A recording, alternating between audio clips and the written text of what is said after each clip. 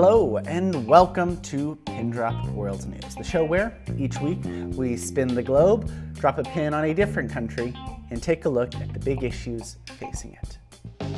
I'm Erik Camacho, here to guide us through today's show as we explore the news around Thailand, specifically the country's agriculture sector and its quasi-democratic regime system. We'll be hearing from Erik Kuhonta, a professor of political science at McGill University. As always, we'll conclude with a panel to discuss the news and what our guest had to say. On today's panel, we have as a guest my dear brother, Kai Camacho.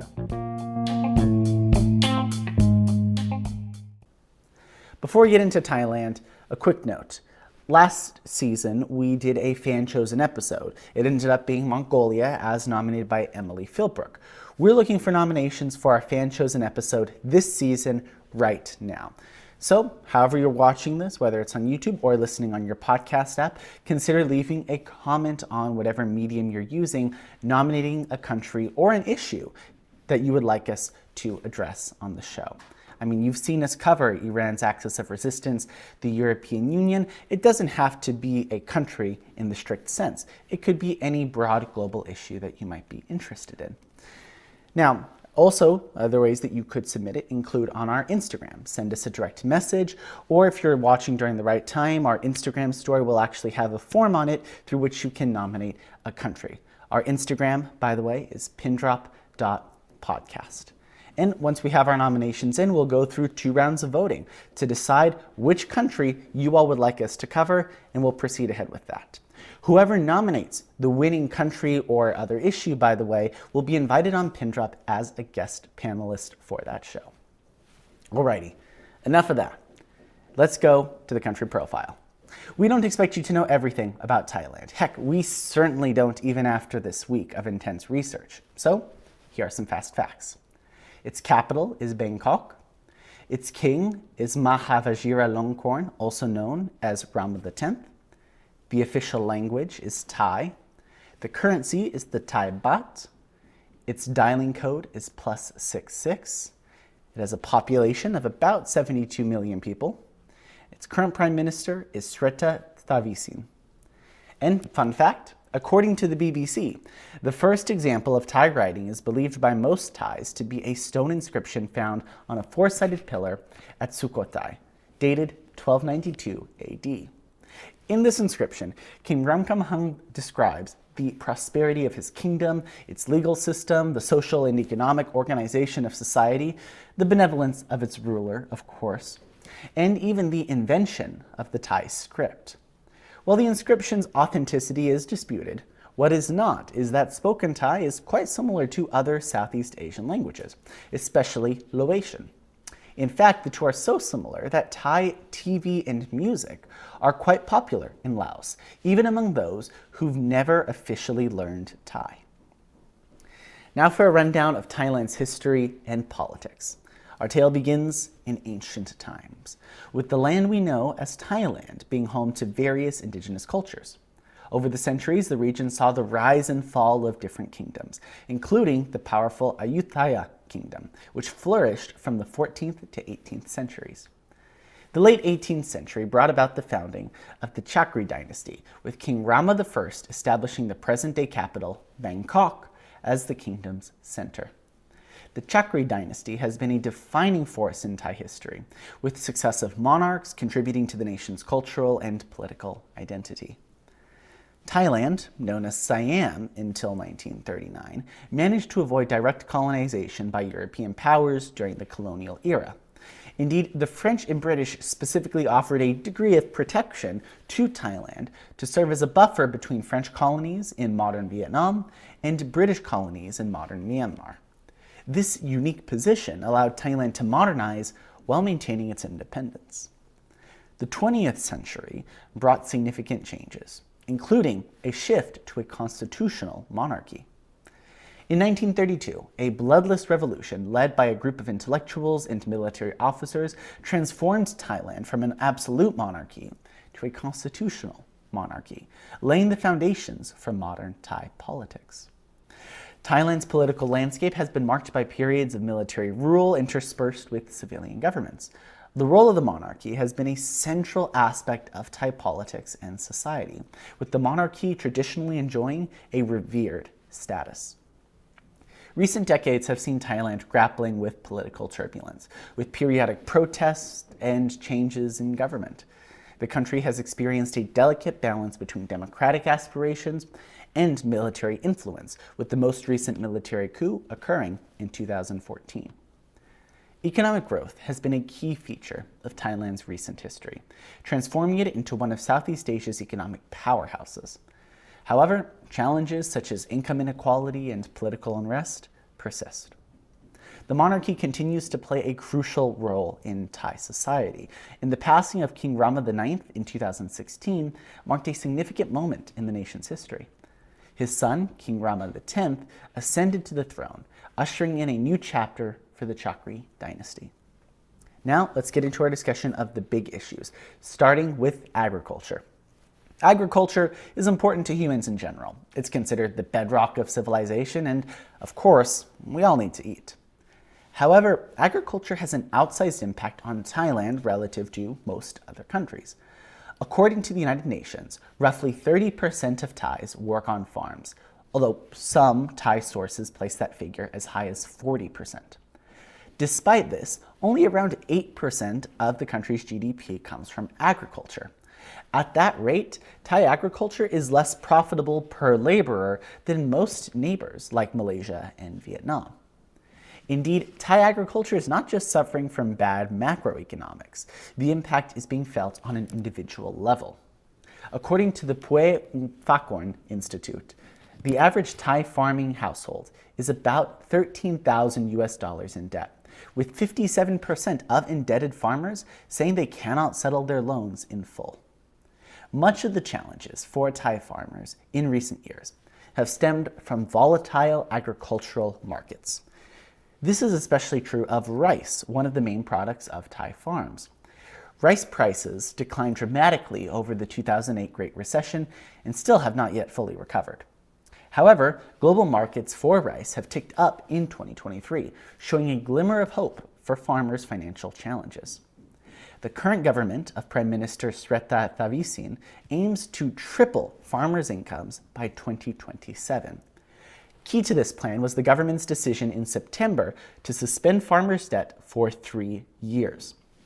Other measures the government has implemented include temporary price controls on certain goods like sugarcane and offering subsidized means to acquire higher-tech farming equipment.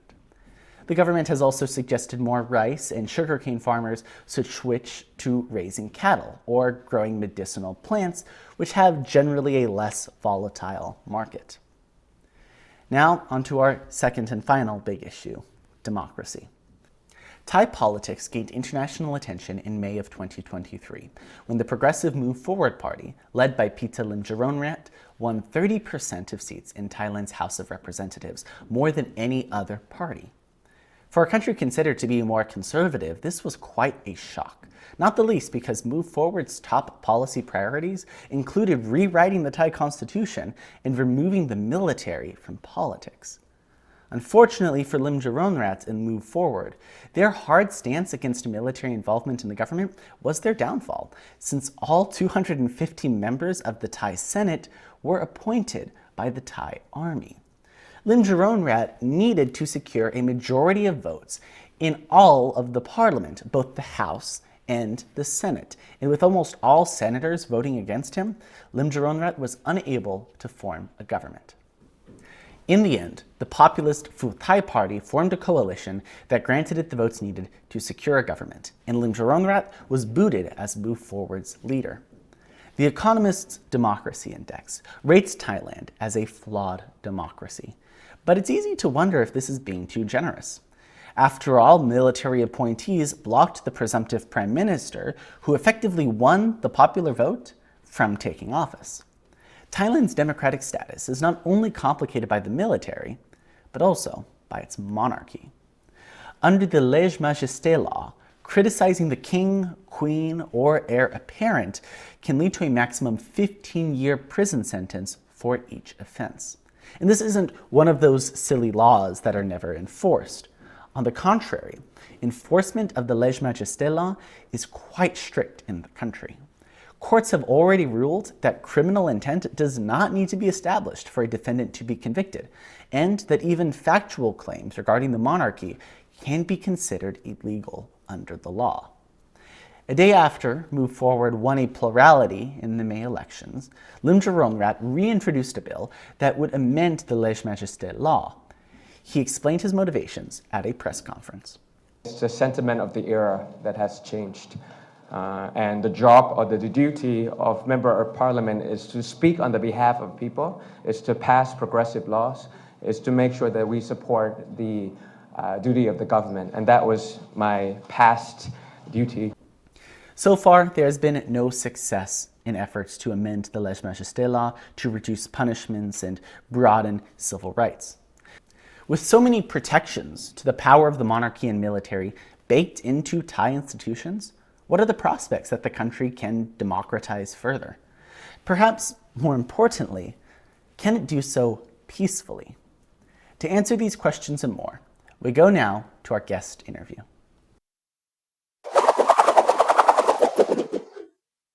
I am AJ Camacho, and I'm speaking right now with Erik Kuhonta. He is a professor of political science at McGill University, where he specializes in the Southeast Asia region, among other areas. Professor Kuhonta, thank you very much for joining PINDROP today. Thank you for having me. I want to start with referencing a 2010 op-ed you wrote for the Gazette. In that particular op-ed, you said, to quote you directly, that Thailand has long been a bastion of stability in Southeast Asia. Now, of course, you point out it's had its share of coups, but by the regional standards, it had that reputation.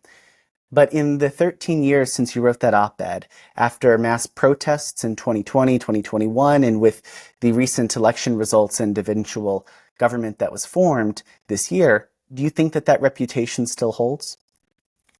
Yeah, that's a great question. I mean, if you look at Thailand's history overall, in terms of stability, it has the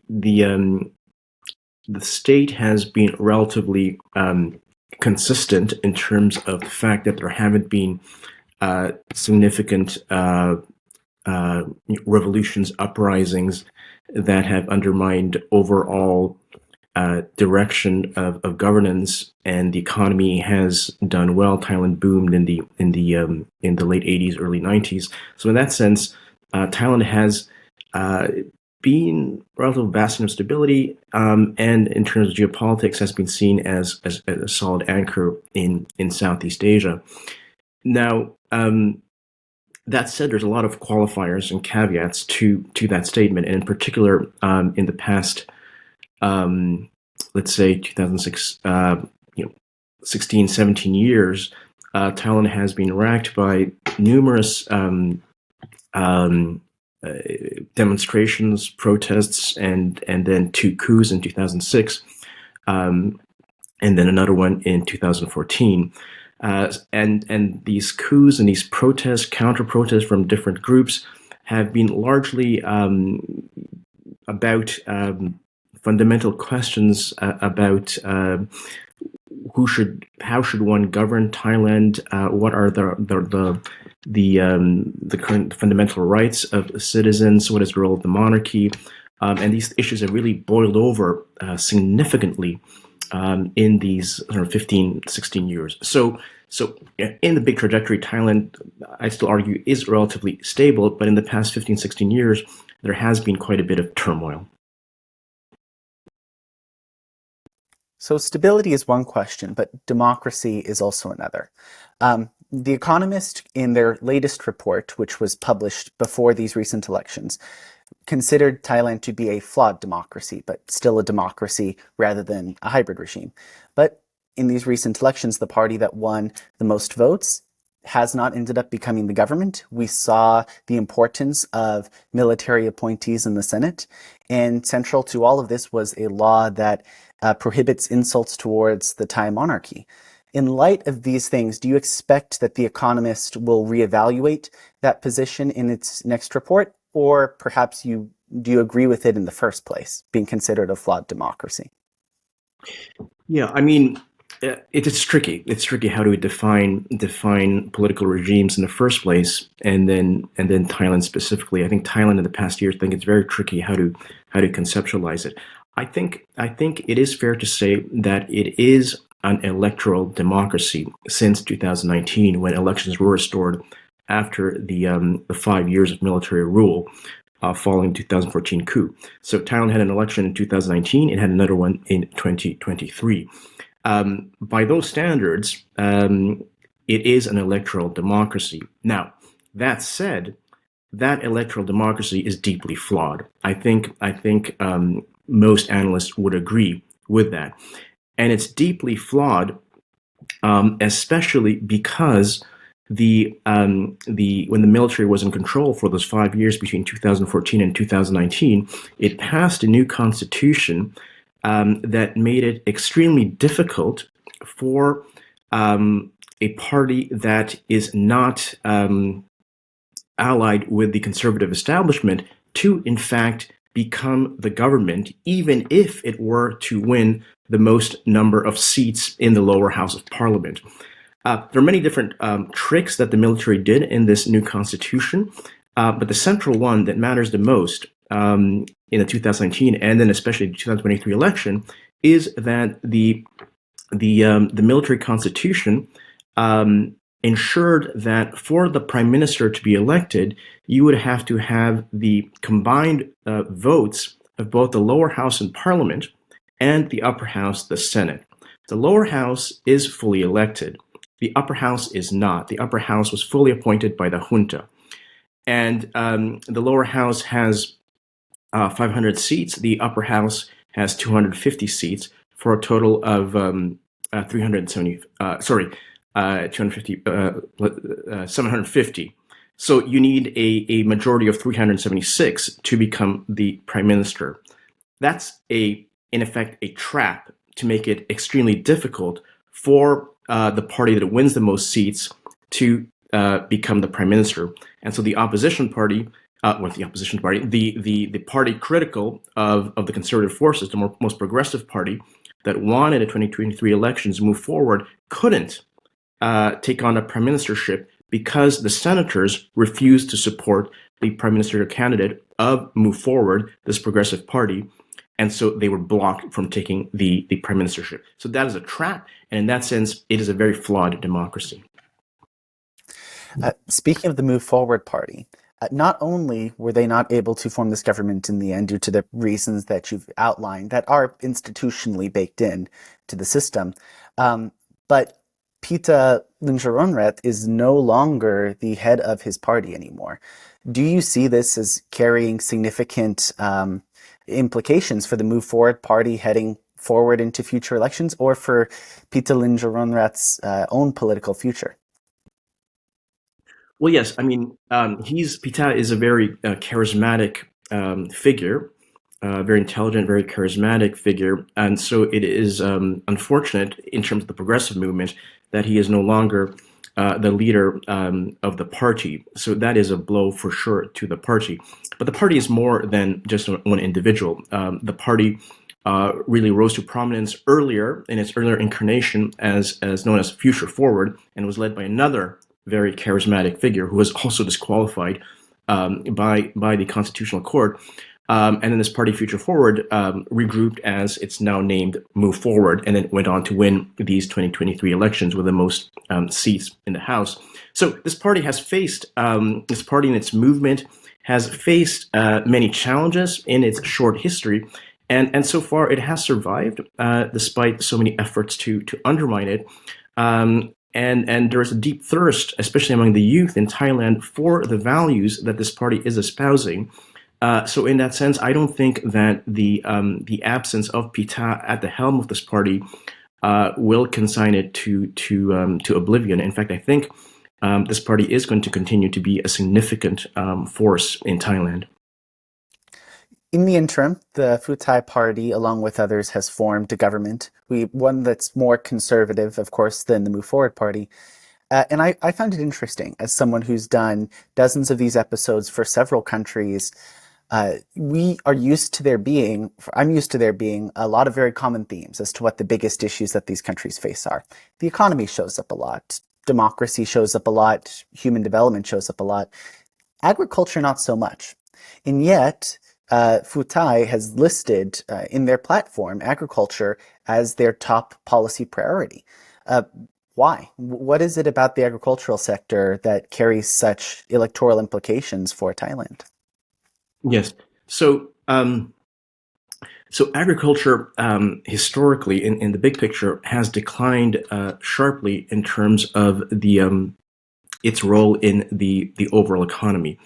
But at the same time, it does play a significant role in the economy, in the sense that there is still a significant labor force employed, even if its overall role in the economy has declined. But crucially for Phua Thai, the issue here is that its base historically, and even its earlier incarnation as the Thai Rak Thai Party in 2001, when it was founded earlier, has been the North and the Northeast. And these two regions of Thailand are the poorer regions, especially the Northeast, the poorer regions of Thailand, and very agriculturally based, or at least historically very agriculturally based. Now, many people who work in agriculture tend to also have jobs, perhaps in the cities, in the service sector, or in the informal economy.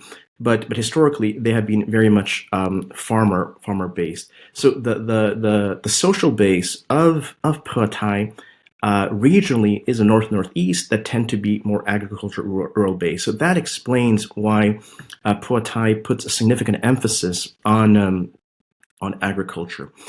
Now, the specific policies that the party has advanced are things like increasing the incomes of farmers, so that I think one of them is to triple the incomes of farmers to 30,000 baht over the next 3-4 years. And then another one that has been a recurring policy theme has been to reduce a debt moratorium for 3 years. Thai Rak Thai, the earlier incarnation of Phua Thai in the early 2000s, had the same policy, and many of the rivals of Phua Thai have the same policy of a debt moratorium for farmers. So that is a big deal that that parties in Thailand see as crucial for farmers who are heavily indebted because they have to buy all kinds of inputs for farming. Now, is this policy a good one? Many economists criticize it as not really solving the problems of farmers, in the sense that these debts will continue to be incurred if a better strategy is not pursued to ensure that farmers can really sell their products more effectively. And so, arguments about better training, arguments about better alignment between what the farmers produce and what the market trends are, that those things are more significant for improving the livelihood of farmers. But as it is, Phua Thai has pursued these kinds of policies that are seen as, some say, populist, in the sense that they are very attractive to a large swath of the rural population. So it's a recurrent theme for Phua Thai, and it is seen as central to their social base. As has been mentioned before, Thailand has a reputation for being a relatively unfree country in a lot of ways. We've already talked about the unique state of its government, its regime. But in addition to this, there are the restrictions against insulting commentary against the monarchy. What do you view as being the trajectory of the Thai politics over the next 5 or so years, over the next 4 years at the next elections, given that Move Forward did not successfully form a government despite the high voting, the high votes in favor of them? And also, broadly speaking, other lessons that you might see and where you would expect this trajectory to go based off of comparative politics and how we've seen other countries in the region perform? Yeah, well, I think Thailand is really at a crossroads. That's always a very a big statement to make. But I think Thailand is at a crossroads, in the sense that historically, the military and the monarchy have been very dominant forces and have been allied in the overall control of the polity, both formally and informally. And in the 2000s, early 2000s, as Thaksin Shinawatra, the former prime minister, was successful in several parties winning election 2001, 2005, Thai Thai, which is the predecessor of the current Phua Thai, that began to challenge the hegemony of the monarchy and the military. And that after the coup in 2006, and then he was put out into exile, that really ruptured fundamentally the political and social structure of Thailand, because Thaksin and the Thai Thai Party had really pursued policies deemed populist that really supported many in the rural sector in the Northeast that we just discussed, and no party or politician had ever done that in a very successful way in the past. And with Thai Thai and Thaksin being attacked, Thaksin expelled, the rural sector began to question why an individual who had supported them was being ousted by the hegemonic forces. And that led to numerous protest demonstrations for many, many years, and then to another coup in 2014. All of that then led to the 2019 and 2023 elections and 2023 election, where a very radical progressive party moved forward, won the most seats. That is unprecedented in Thai political history, that a radical party that articulated a platform that in fact asked for changes in the monarchy, particularly in terms of lèse-majesté law, which is one of the most draconian laws in Thailand that prohibits criticism of the monarchy in a broad sense. It says defamation or insults, but it's really just criticism in general. They have called for reform of that law. That is groundbreaking.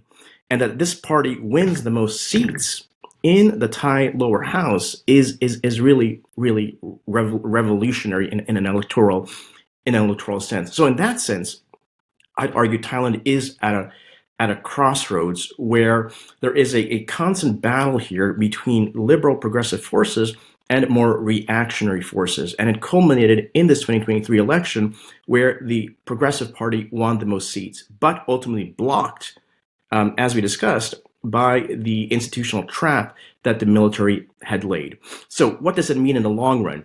Hard to say, because the party, the Move Forward Party, is now in the opposition, cannot pursue what it had hoped to pursue in terms of significant progressive reform. And we have a coalition governing Thailand that is made up of Phua Thai, that was supposedly progressive, but now is allied with conservative forces. And so we have, again, this conservative bloc coming back to power, despite the fact that a radical party had gained the most seats. I think what it means in the long run is that Thailand will be stuck in this constant back and forth between progressive and conservative forces. Right now, the progressive forces appear weaker because they were not able to gain the prime ministership. But in the big picture, where the progressive forces have come from is significant. They have really opened up what are so many taboos in the past. There is so much more discussion in Thailand, and there's a real craving, a real desire, a real hunger for social and political reform by a younger generation that is not going to change its views on that. And so in that sense, I think I'd be optimistic about Thailand's political future in the long run, even if in the short run, it is still very difficult for progressive forces to actually hold the reins of the prime ministership. Yeah, it'll be absolutely fascinating to continue to follow Thai politics and see how things continue to go, especially in the next elections, even if they're several years away. Erik Kuhonta is a professor of political science at McGill University. Professor Kuhonta, thank you so much for joining PINDROP World News today. Thank you.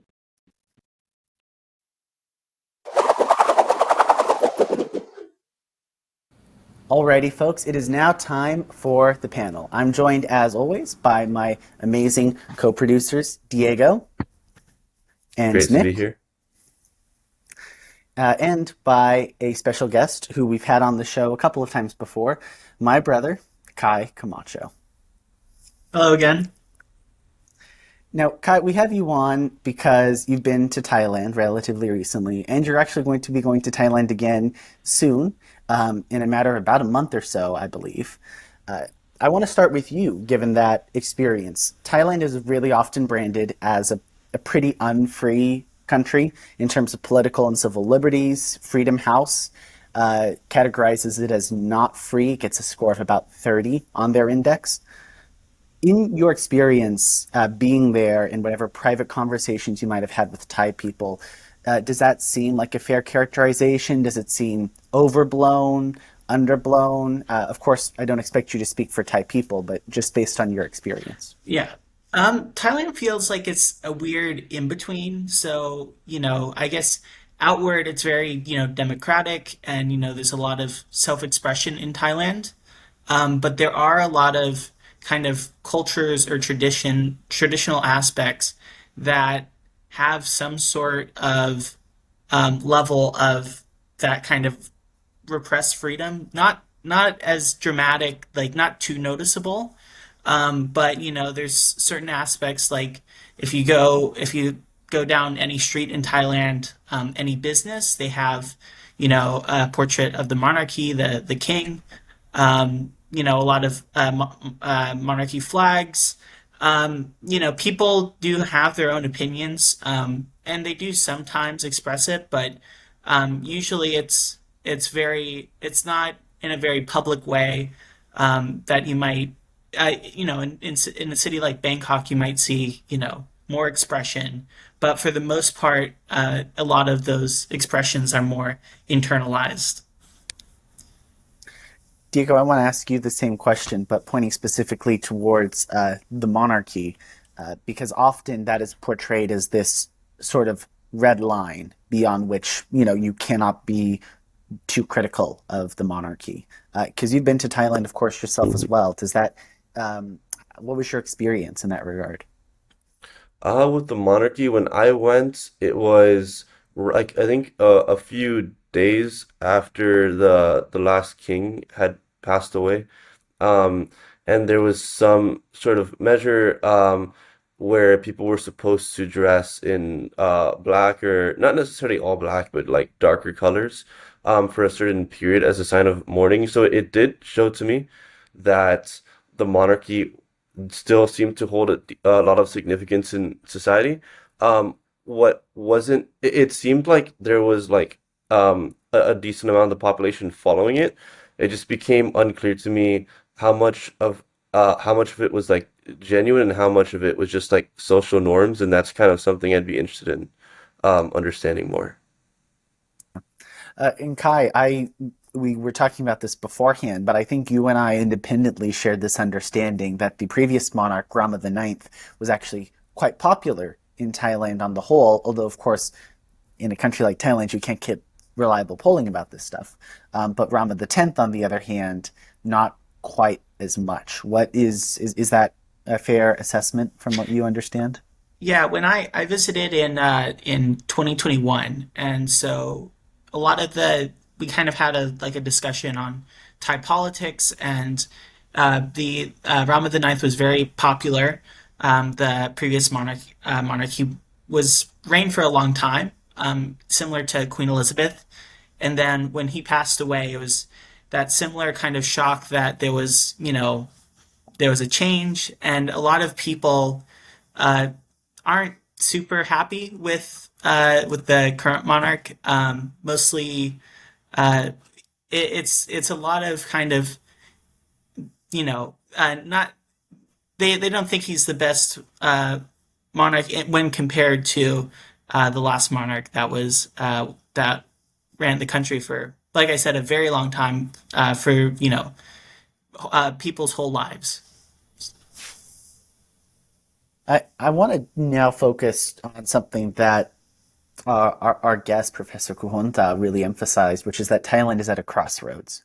And that's a phrase that we sometimes use in our hyperbolic journalistic way, but to hear an expert guest using that phrase, I think it's a testament to the reality of the situation.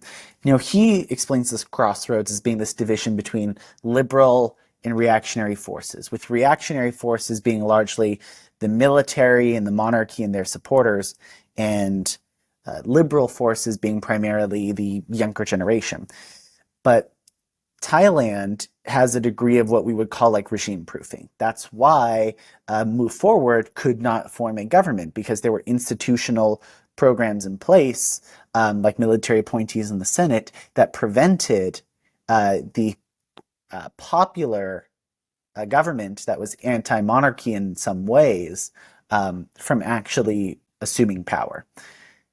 How do we move on from this? I want to address this to you, Nick, because you and I have in particular had a lot of discussions about authoritarian regimes and how they stay in place, and how can a youth movement move forward and actually see change made? Because in so many countries it's been unsuccessful, but it has been successful in some cases. Well, I mean, I think that sort of depends on what kind of change we're talking about. Um, from my understanding of Move Forward, it seems like they have sort of two elements to them. One is the pro-democracy element, which might be more popular with sort of younger people, urbanites, intellectual class. And the other is sort of an economic populist message, which is more popular with rural communities and the sort of poorer, more agricultural areas.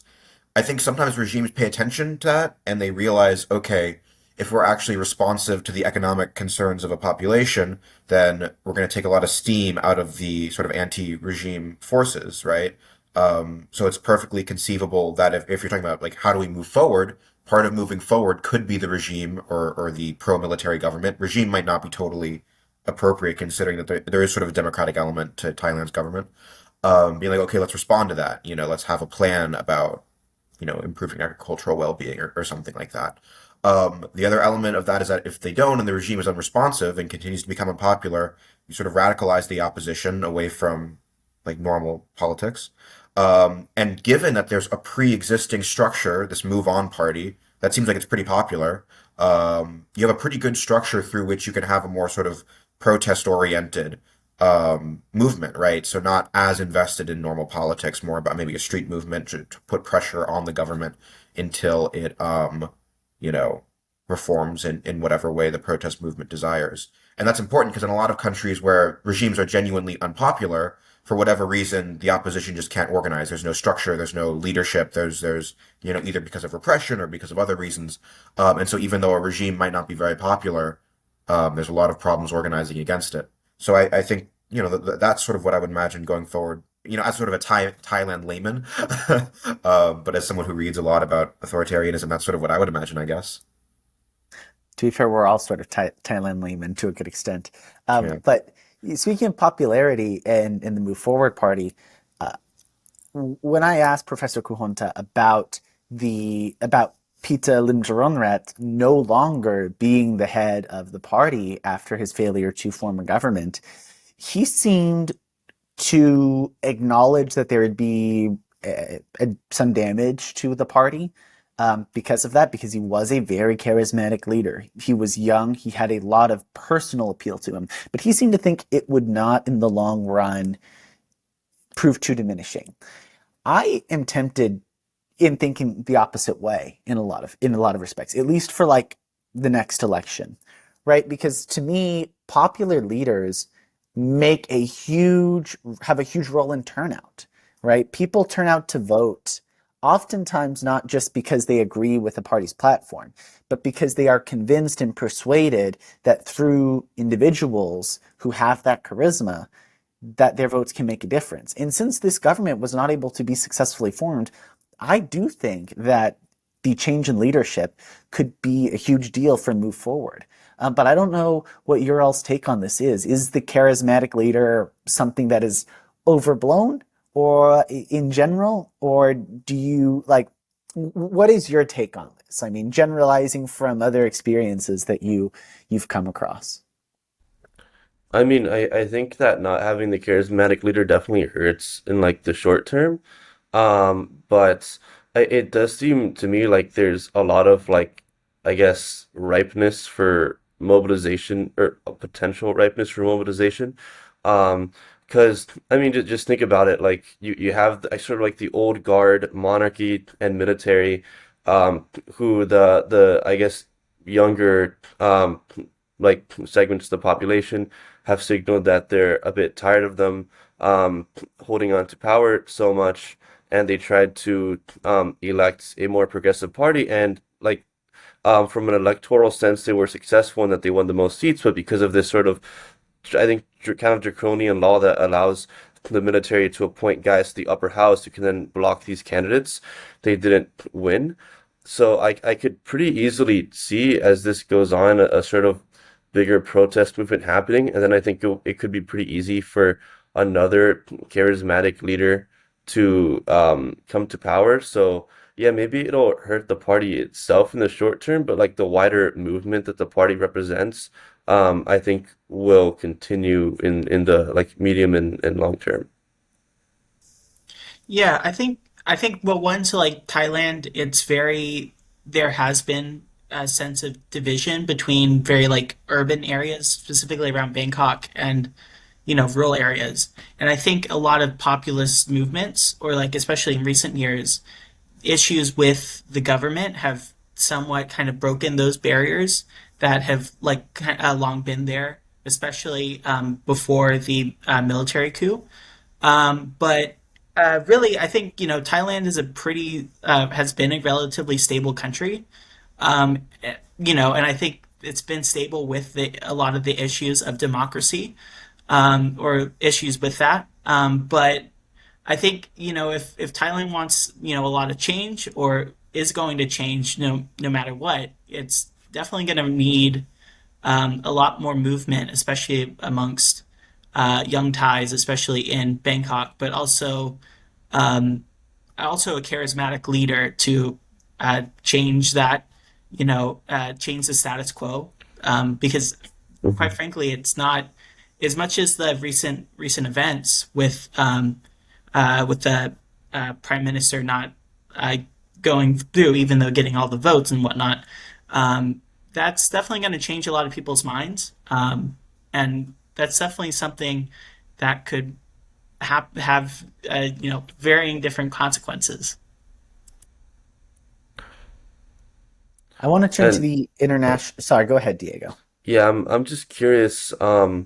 Would would you say that the support for like the military slash monarchy and then the sort of new progressive movement, would you say that's very sharply divided by age, or is it divided more by like class or other factors? I, I think there's definitely well, definitely with the monarchy, there's definitely an age factor, right? So if you're older, you're in Thailand, you're probably more traditional, in supporting the monarchy. In terms of the military, I'm not fully sure. I think there's Mhm. definitely those factors on age in similar ways, but I'm not fully sure. Got I'll, it. I'll, I'll say that the um, statistics that are available tend to reflect age being the biggest factor. Young people really are the ones who spearheaded the Move Forward Party, and that in rural areas, there tends to be a decent amount of populism that is not always in line with the military monarchy policy platforms, but it's also not entirely against it. So there are definitely significant class and like sort of geographical elements to how people vote. But in the case of Move Forward, it was really youth, not even just urban youth, but rural youth as well, who really spearheaded this movement. At least that's what the statistics that we have sort of reflect. Um, I want to bring in international stuff here, though, too, because three of us are international relations majors. Sorry, Kai. Um, and Nick, I want to start with you, but what uh, do you consider to be the potential for the international community to put democracy higher on the agenda for Thailand, and what is the probability that they would actually do that? And I bring this up particularly in the case of Thailand because it is a country with an unusually high trade to GDP ratio. For reference, in the United States, about 25% of our GDP is the equivalent of the total amount of trade transactions we do. In Thailand, it's about 130%. Now, trade is higher than GDP because, they import and export, their imports count against their GDP and so forth.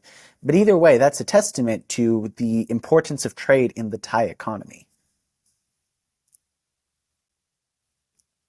I mean, like if in total honesty, probably nothing for now. I don't think that there's a huge interest or potential for international involvement. I don't know. For my day job, I've been working a lot with people who are former, diplomatic, people who worked in a diplomatic capacity as ambassadors or national security people or something like that. And something I've sort of gained from spending time with them and talking with them is that U.S. foreign policy and foreign policy, generally speaking, tends to like usually be pretty crisis oriented. There can be like sort of long term economic issues like free trade deals and stuff like that. But other than that, a lot of it's pretty crisis oriented. Like, what's the crisis of the day? What are we going to focus on today? And if there's not a crisis of the day happening in a place like Thailand, it's just not going to receive a ton of attention. Um, which has drawbacks and maybe some benefits because we get to focus on the crisis. There's a lot of crises in the world right now, in Gaza and Ukraine, etc. So I mean, the situation in Thailand, it doesn't, to my knowledge, appear to be drastically bad. You had nobody believed Thailand was a paragon of democracy, right? Like you said, there'd been pretty good regime proofing measures.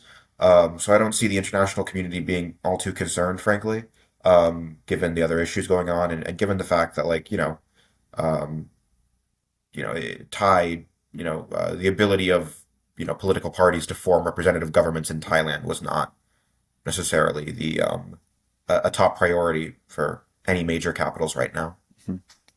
And it strikes me that this is a very common theme across broader democratization efforts.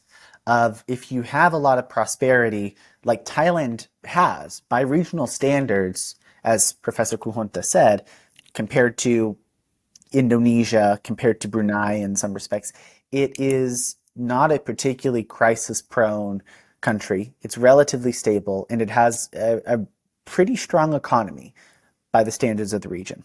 Now, on the other hand, this is the type of stuff that democratization, modernization theory tends to suggest does lead to democratization. As quality of life improves, people care more about things like democracy because their basic needs are better satisfied. On the other hand, if you're an international actor like the United States, if things are stable, you tend to not care as much about those democratic aspects of the country. You tend to not, maybe not democratic aspects, but stability comes first. And if there's not a crisis problem, you tend to not be too concerned with the regime. At any rate, I'll go ahead and conclude this panel with a final question directed towards Kai, because not only have you been to Thailand, but you're going soon. Now, I believe you're going with your architecture program. Is that correct? Yeah. But still, you obviously come on the show because you have a mind for politics and such. What are you most interested to see when you go to Thailand? Politically speaking, what are you looking out for the mood of the nation? Yeah, so our program is going to a lot of schools in Thailand, and so I think it's going to be very interesting seeing kind of the youth in Thailand, and seeing kind of their views on, democracy or, the politics of the country, but also kind of what they think the future of Thailand is. Obviously Thailand has invested a lot in tourism. That's why, I'm going there, and a lot of people want to go to Thailand. But thinking about, kind of how Thailand, influences,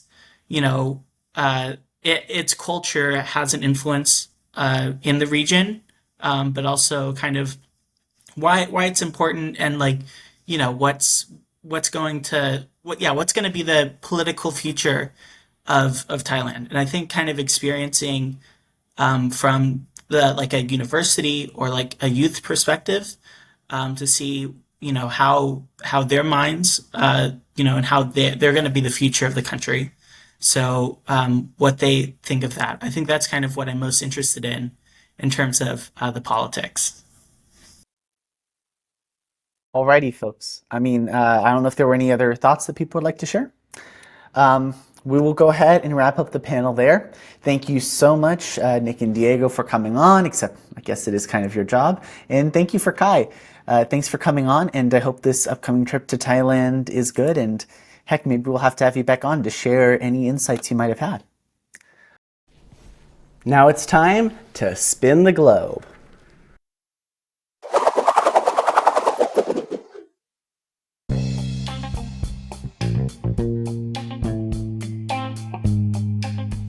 And our pin has dropped on Kurdistan, an episode that Diego has been waiting to make for a long time. So make sure to tune in to your podcast app or YouTube to hear the latest news, insights, and analysis surrounding Kurdistan. One more note. PINDROP is a small project that Nick, Diego, and I enjoy running, but we have been steadily growing over these past 3 months. We would love to be able to devote more time and effort to PINDROP, but without it growing bigger, we just can't afford to do that with our other commitments. So, if you would like to help PINDROP grow, produce more content, and help us three out, there are a few things you could do. First and foremost is word of mouth, be that through conversations with friends who you know are interested in international news, or through spreading news about us on social media. If you're watching on YouTube, leaving a comment and liking do wonders for our viewership through the algorithm. Likewise, reviewing PINDROP on your podcast app would help us immensely. Regardless of how or if you help PINDROP grow, thanks for your support. If you want to make sure new episodes of PINDROP are downloaded to your device automatically, make sure to follow or subscribe on your podcast app. If you're watching on YouTube, please consider subscribing to our channel and ringing the bell to hear notifications. Our guest today was Erik Kuhonta. Our guest panelist was my brother, Kai Camacho. I am AJ Camacho, the chief producer of today's episode and a scriptwriter and executive producer here at PINDROP. Diego Austin and Nicholas Castillo are my co-producers. PINDROP World News was created by Ian Kearns.